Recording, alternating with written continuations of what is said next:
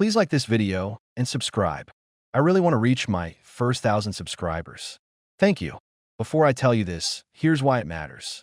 A lot of men confuse keeping the peace with keeping your self-respect. They stay calm, they provide, they don't cause drama, and then one day they're treated like furniture that pays bills. This story is about the moment you hear something that's meant to break you, and you don't take the bait. It's about spotting the early signs, the tone, the rehearsed lines, the quiet planning behind someone's smile. And it's about what actually works when respect disappears. Clear rules, fast logistics, and protecting your future like it's your job. No speeches, no vaguing, just decisions. Saturday morning. Same as most Saturdays in our place outside Oakland. The coffee smelled like it always did. The light came in through the blinds like it paid rent. I was on the couch, tying my running shoes, thinking about nothing more serious than whether my left knee was going to complain today. Claire stood by the bookshelf with her arms crossed, like she was waiting for me to finish my little hobby so she could get back to real life. She didn't clear her throat, didn't sit down, didn't say, "Can we talk?" She said, "I want a divorce." No words, no shake in her voice, just a line, clean and practiced. I looked at her the way you look at a stranger who just used your first name like they own it. "One question," I replied. "Is this a decision or a threat?" Her mouth twitched. Not sad, amused.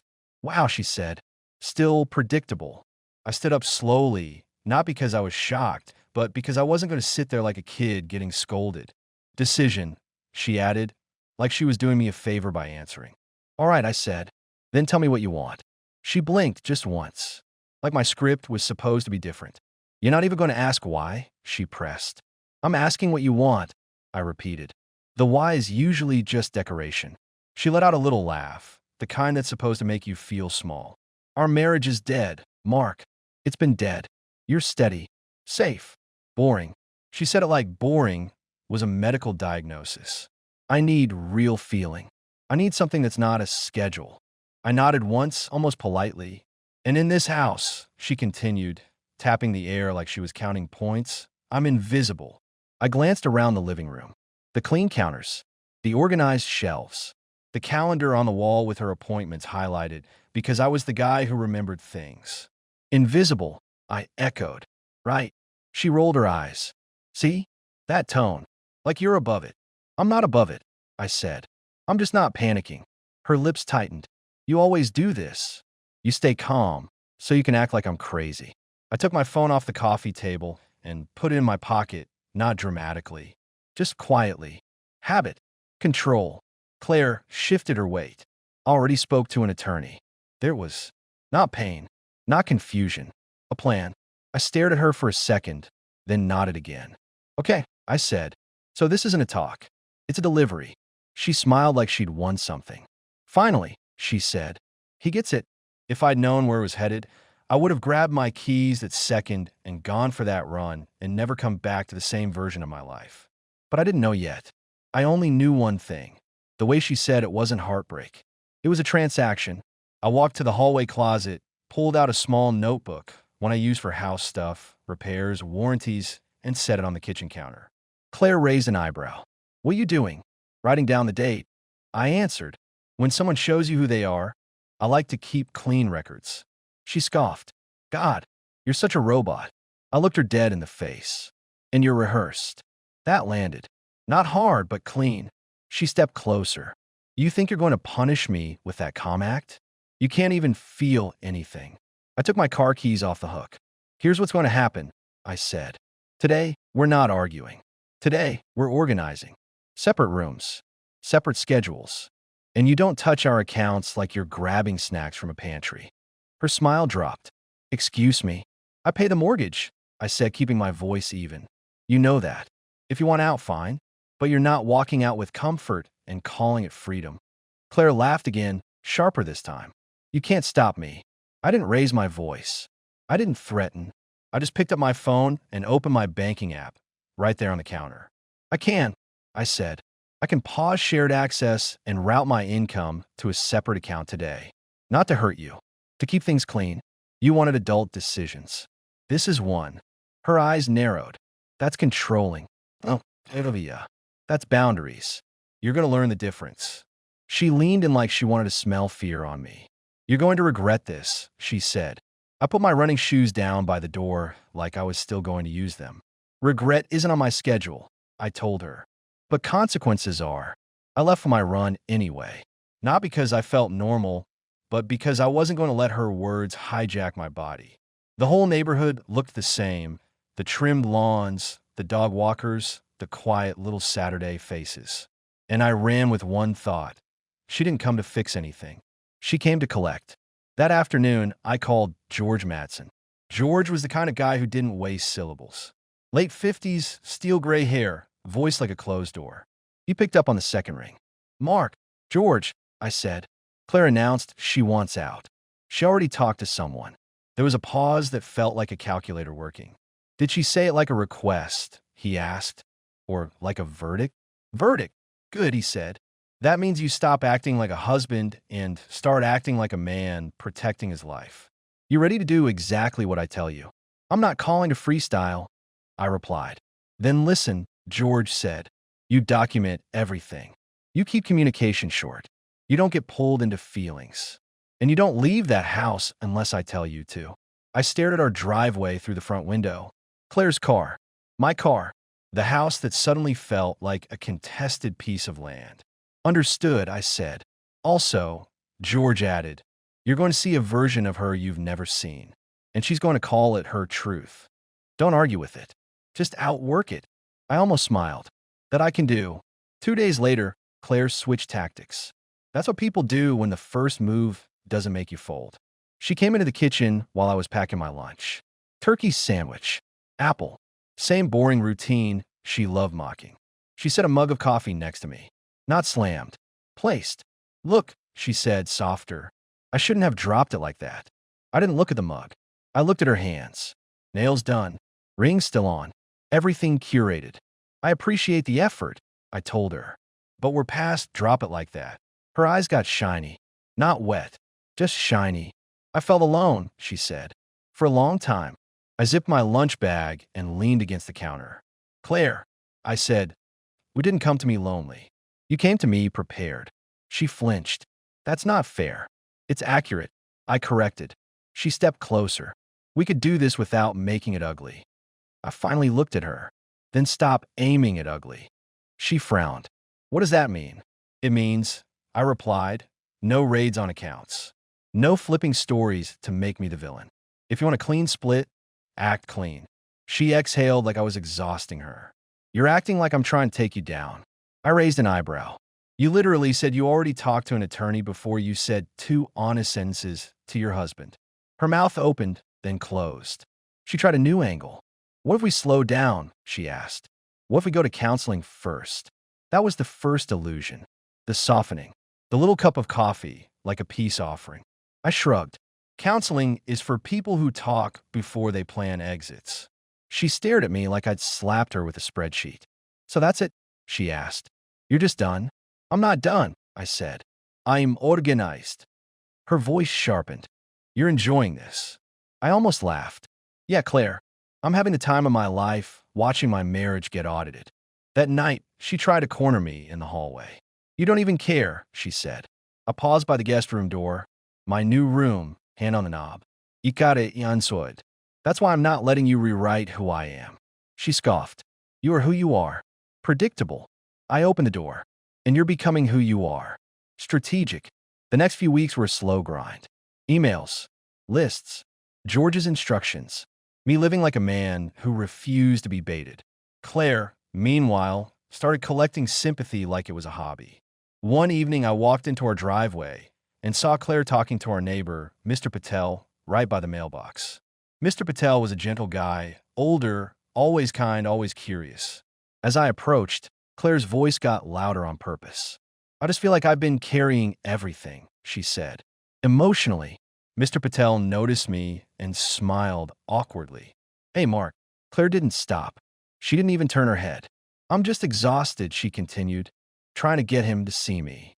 I set my gym bag down on the porch and walked right up. Evening, I said to Mr. Patel. Hope you're doing well. Mr. Patel nodded, eyes bouncing between us like a tennis match he didn't ask to watch. Claire finally turned to me. We're talking. I looked at her calmly. Not about me, you're not. Mr. Patel cleared his throat. I can go. No need, I said, still calm. Just one thing, Claire. You want to discuss our private life? Do it with George on email, not with the neighborhood. Her cheeks flushed. Oh my God, you're so obsessed with control. I smiled slightly. I'm obsessed with dignity. Different thing.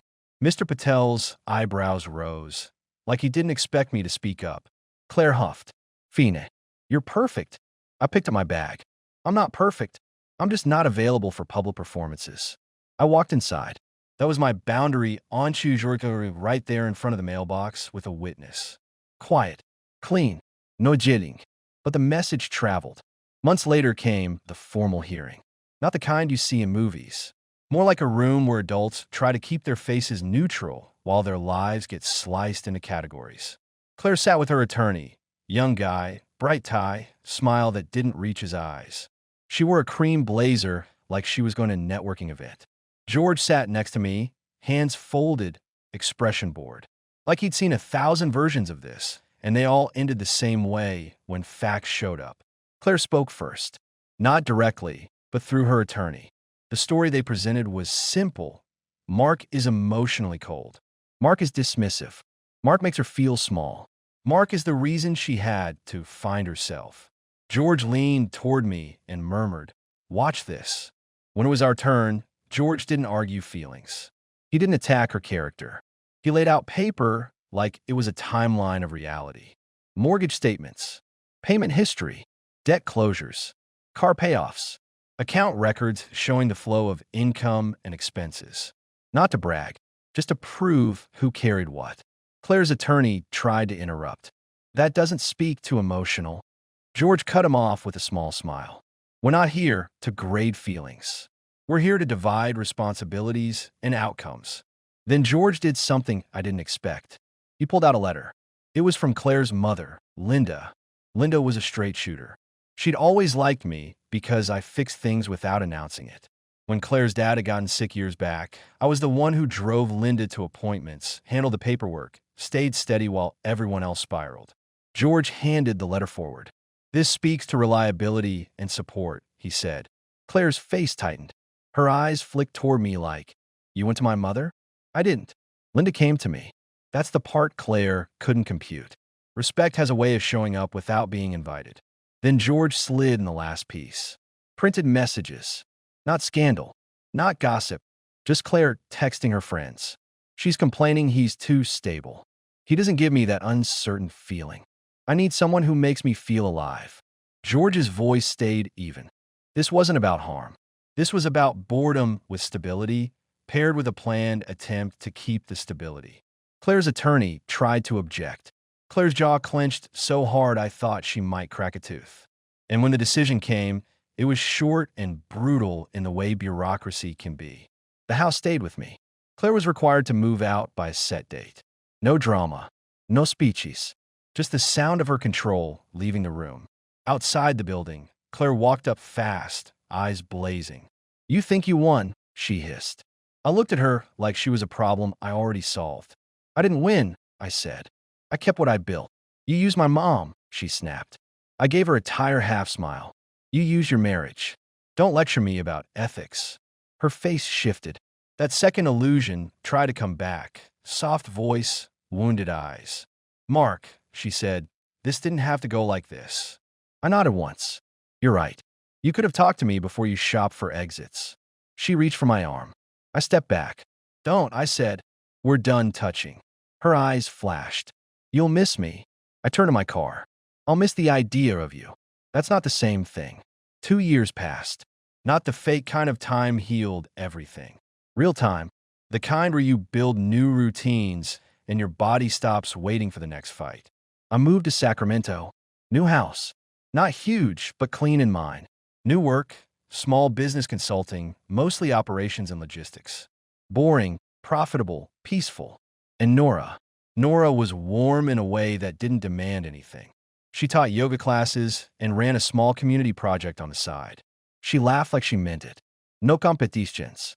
No tests. One night we were eating dinner and Nora asked, do you ever miss the old life? I took a sip of water.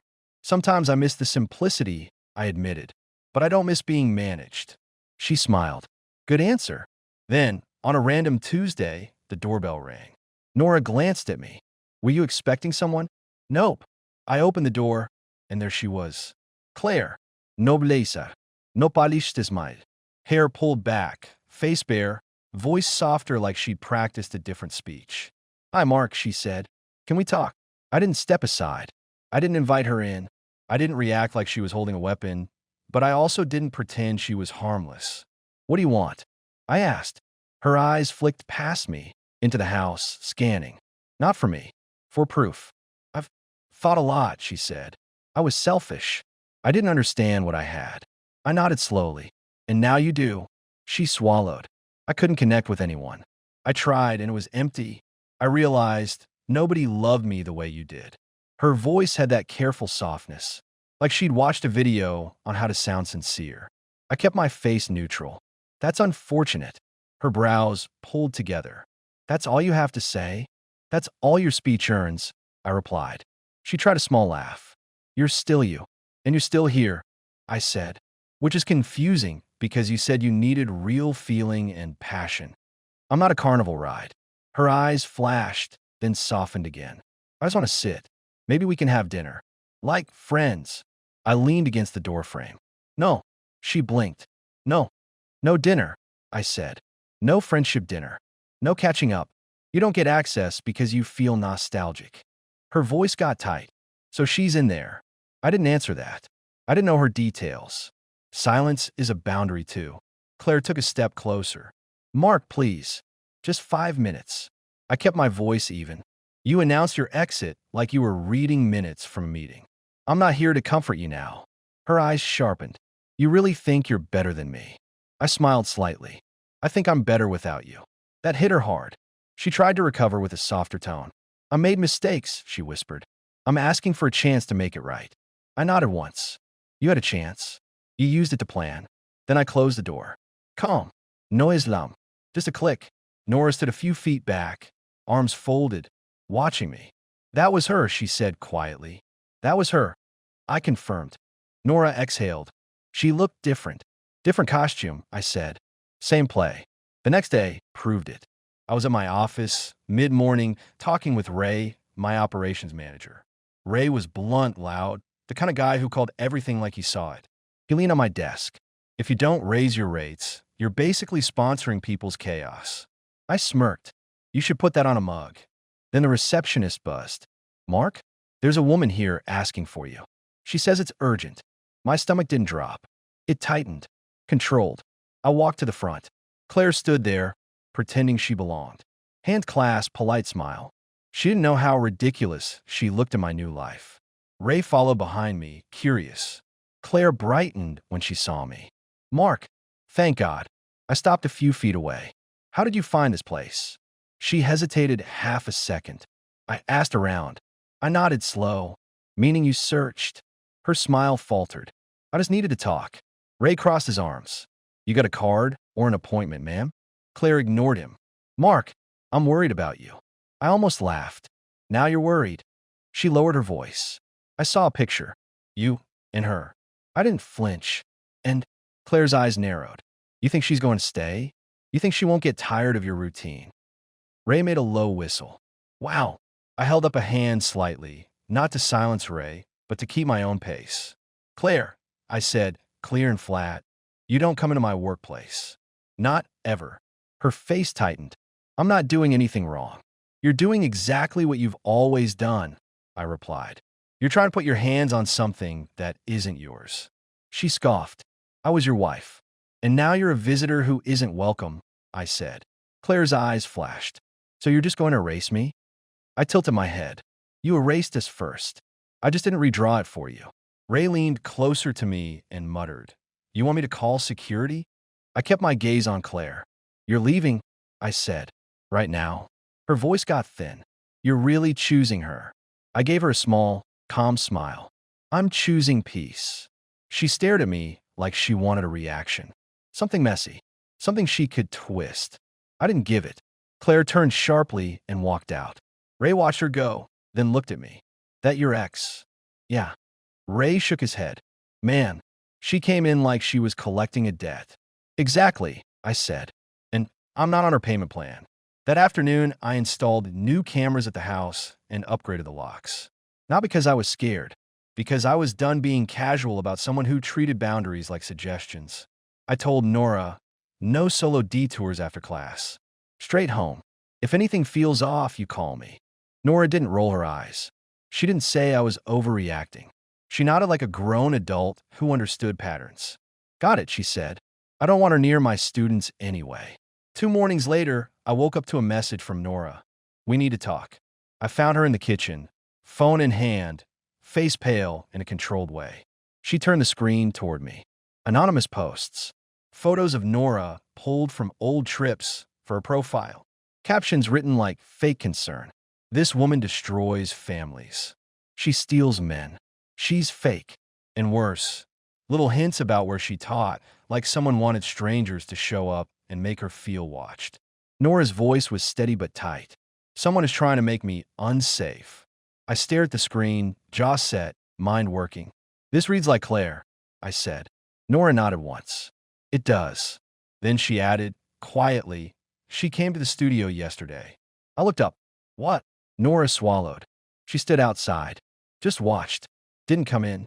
Didn't speak. Just watched like she was measuring me. My voice stayed calm, but every word got sharper. Did you tell her where you work? No, Nora said. You didn't either. I nodded. So she searched again.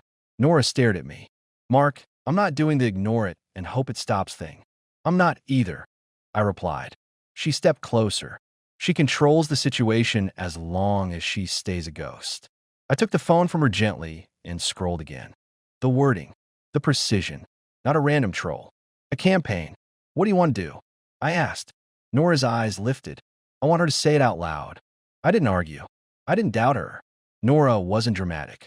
If she was saying this, it meant she saw the same math I did. You meet her, I said. But not alone. Nora nodded. I'll talk. You listen. You stay close enough to step in, but not close enough to make her perform. We chose a small coffee shop near the river. Neutral ground. Cameras. People. Noise.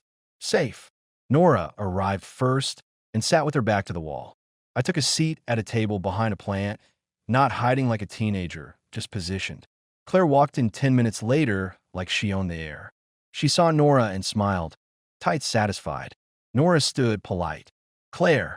Claire's gaze swept her top to bottom. So you're Nora. Nora kept her tone calm. You've been posting about me. Claire laughed softly. Posting? I don't know what you're talking about. Nora Saturday, okay. Then explain why you came to my studio. Claire's smile thinned. I was curious. Nora nodded like she accepted it. Then she leaned forward just a bit, voice quieter.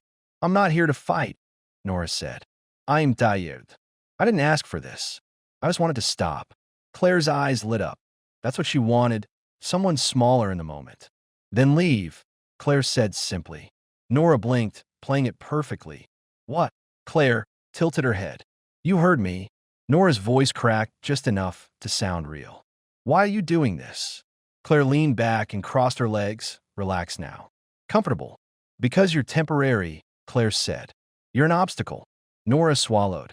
He loves me. Claire smiled like she was watching a child insist the sky is green. He loves fixing things, Claire said. He always did. Nora's eyes stayed on her. So you're trying to break us. Claire shrugged. If you fall apart, he goes back to what's familiar. Nora's voice stayed soft. You're saying you want him back. Claire laughed. I want what was mine. The house. The stability. The life. I left, and it didn't collapse like it was supposed to. Nora lowered her gaze, like she was embarrassed. So the posts, that was you. Claire leaned forward a little, voice dropping with satisfaction. I made them clean. Nothing sloppy. Just enough. People talk when you give them a little story. Nora nodded slowly, hands in her lap. Why me? Claire's eyes narrowed with a strange pride. Because you think you're safe. Because you think you're nice. He always saves the nice ones. Nora whispered. This is cruel. Claire smiled. It's efficient. Nora looked up, voice still fragile. Do you even feel bad? Claire's smile got colder. He's better when he's fixing something. I broke him first. Behind the plant, my blood went ice calm. Not hot, not messy, just clear. Nora nodded like she'd been stabbed. Claire softened her tone, almost gentle, like she was offering advice. You should leave before you embarrass yourself. Nora stood slowly. Okay. Claire smirked. Good girl. Nora didn't react. She just turned and walked out, phone still recording in her pocket the whole time. I waited a beat, then stood and left through the side door. No confrontation. No speech. I wasn't giving Claire a show. That evening, Nora sat with me at the kitchen table and played the audio. Claire's voice filled the room, confident and ugly in a controlled way. Every line, every admission. Nora paused it and looked at me. Now what? I didn't hesitate. Now she never gets near you again. Nora held my gaze. She'll come to the house. I know, I said. And she did. After sunset, doorbell rang. I didn't rush. I didn't tense up. I grabbed my phone, opened the recorder, and walked to the door like I was answering a delivery. Claire stood there dressed like she was trying to rewind time. Younger clothes, heavier perfume, smile built for a different man. Mark, she said softly, can we talk alone? I held the phone at my side, recording. No, it'll be a.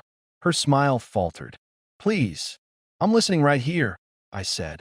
Say what you came to say. She glanced past me again, trying to see Nora. She's not what you think, Claire said. She's playing you.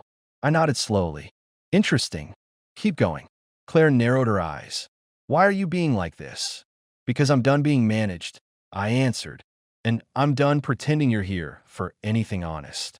Her jaw tightened. You're recording me. I didn't deny it. Yes. That's illegal, she snapped. I'm not here to debate rules with you, I replied. I'm here to end access. She took a step closer, eyes flashing. You're making a mistake. I kept my voice calm. No, the mistake was thinking you want a life. You wanted control. Claire scoffed. I wanted passion. You want a story where you walk out and keep the comfort. I cut in. And now you're mad. The comfort stayed with me. Her face shifted, trying to find the old buttons. You think she'll stay? Claire said, voice sharp. You think she won't crack? Everyone cracks under your routine. I smiled slightly. My routine is why my life works. Claire's eyes hardened. You're going to regret shutting me out. I nodded once. No, Claire. You're going to regret thinking I was still the guy who'd negotiate his dignity. She opened her mouth again, and I raised my phone slightly, just enough that she understood what was happening. You already said enough, I told her. There's a line you crossed when you went after someone who didn't sign up for your games. Her breath quickened. You can't do this. I looked her straight in the eye. Watch me. Then I said the one sentence I wanted on record, clean and final. Do not come to my home. Do not come to my work. And do not contact Nora. Claire stared at me, mouth open, the confidence draining out because she finally realized she wasn't holding the steering wheel anymore. You're choosing her, she whispered. I didn't raise my voice. I didn't smile. I'm choosing the life you try to break, I said, and you're not a part of it. I closed the door. Come. No Islam. The lock clicked, and that sound felt like a line painted in permanent ink. After that, I handled it like a man handles a leak in a house, fast, documented, no drama. We reported the posts. We sent a formal no-contact notice through George. Camera stayed up. Nora's studio got a heads up to block her from the property. Claire didn't get another conversation. She didn't get another performance. 2 months later, the anonymous posts vanished. The watching stopped. The surprise appearances stopped. Not because Claire found morality, because she found resistance. 2 years after that, my life looked nothing like the old Oakland house. Sacramento mornings. Quiet. A garage that actually fit my car. Work that paid well because I stopped discounting my value. Weekends with Nora hiking, cooking, laughing with friends who didn't feed on chaos. Nora and I hosted dinners where people felt safe. No tension in the corners. No invisible scoreboard. And Claire? I heard bits through the grapevine. Nothing detailed. Just enough. Smaller apartment. Job changes. A social circle that didn't stick. The kind of life that happens when you burn stability and then act surprised you're cold. I didn't celebrate it. I just accepted it as math. Because here's the truth. I didn't get her back. I got myself back. And that was the only one I ever needed. What I learned from this, in plain terms, is simple. First, pay attention to tone, not speeches. Claire didn't start with a conversation. She started with a verdict. That told me everything. When someone talks to you like you're an employee being fired, don't respond like a partner trying to negotiate feelings. Respond like a man protecting his life. Second, boundaries aren't words, they're logistics. The moment she showed me she planned her exit, I separated access, space, money flow, communication channels, and public narratives. Not to be petty, to be clean. If I had stayed in let's talk it out mode, while she stayed in I already prepare mode, I would have been the only one playing fair in a rigged game. Third, don't wait for the next hit. Act on the first clear signal. The mailbox moment, the workplace visit, the online smear. Each time I made the rules tighter immediately. The mistake would have been endless explaining, chasing closure, or trying to prove my goodness. People like Claire don't respect explanations. They respect resistance. And finally, here's what would have been a complete failure. Inviting her back in because she showed up softer. That softness was a tactic. It wasn't growth. If I'd fed it, she would have learned that all she needs is the right voice and the right timing to reopen the door. Respect doesn't survive on hope. It survives on standards. The second you trade your standards for comfort, you become furniture that pays bills. I wasn't willing to live like that, so I didn't.